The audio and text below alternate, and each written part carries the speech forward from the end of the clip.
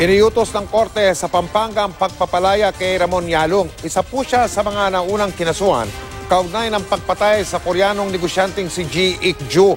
Ang utos ni Angeles RTC Branch 58 Judge Ireneo Pangilinan ay kasunod ng rekomendasyon ng lupon ng mga prosekutor ng Department of Justice. Naituro kasi siya noon ng kasambahay ni G bilang isa raw sa mga kidnapper.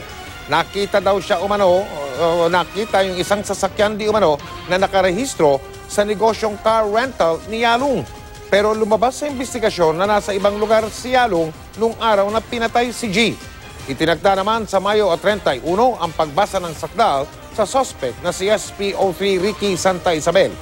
Samantala, kinatuwa naman ni Santa Isabel ang pagkakasama sa kaso ni Superintendent Rafael Dumlao na siyang itinuturong utak sa pagdukot at pagpatay kay G. Positive result yun. Maganda yun. Siya talaga lahat gumawa. Hindi po kayo natatakot yun sa mga accusations namin? Wala naman kasi tayong ginawang masama sa tao.